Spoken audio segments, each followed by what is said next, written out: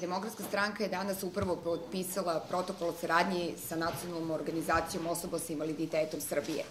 Podsećam vas da smo mi u prošlom izbornom ciklusu potpisali ovakav protokol i obavezali se da ćemo u svojoj politici podržavati zakonske propise koje se tiču unapređenja položaja osoba sa invaliditetom i da smo zaista u prethodne 4 godine to obećanje ispunili i dosta toga i učinili.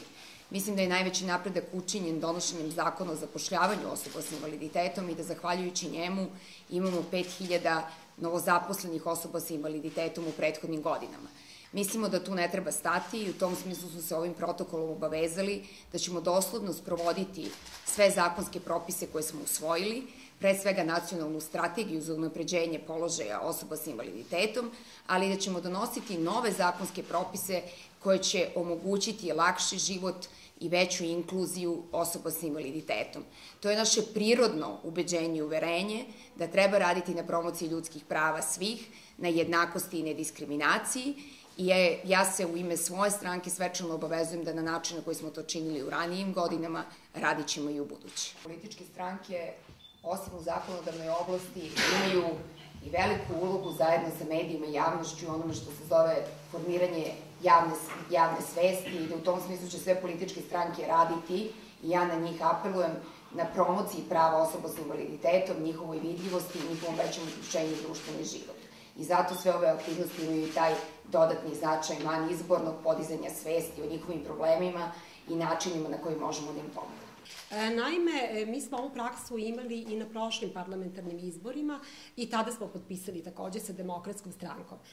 Mislim da je ovaj današnji događaj izuzetno važan za sve nas, jer su osobe sa invaliditetom u Srbiji jako zainteresovane za predstojeće parlamentarne izbore koji će se dogoditi 6. maja, zato što je Narodna skupština mesto gde se kreira politika i donose zakoni koji se odnose na osobe sa invaliditetom. A svi propisi i svi zakoni ove zemlje se tiču i ove kategorije. Inače, prema najnovim podacima, negde oko 15% je u svakoj populaciji onih građana koji imaju neki invaliditet. U tom kontekstu, to je negde 1 milion građana u Srbiji koji su pogođeni nekom vrstom invalidnosti i istovremeno predstavljaju i vrlo značajno biračko telo.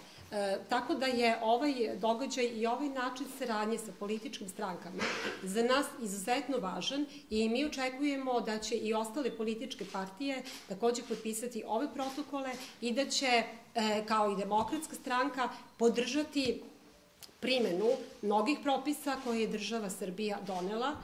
Pre svega tu mislim na pomenuti zakon o zapošljavanju i profesionalnoj rehabilitaciji, mislim na konvenciju o pravima osoba sa invaliditetom, mislim na strategiju na unapređenje položaja i mislim na zakon o sprečavanju diskriminacije, kao i na zakon o socijalnoj zaštiti, ali i takođe da će nam pomoći i da će nas podržati u izmeni mnogih propisa koji treba da dovedu do unapređenja položaja i do većeg poštovanja ljudskih prava osoba sa invaliditetom.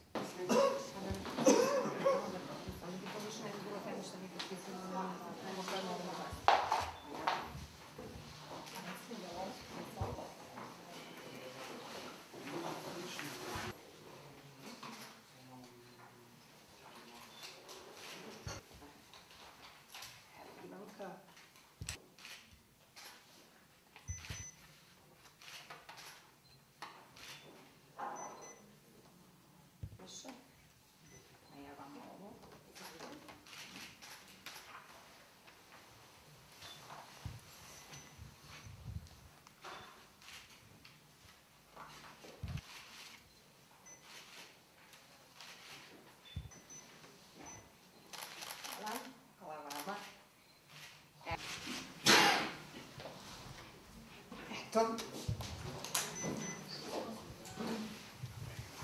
Može.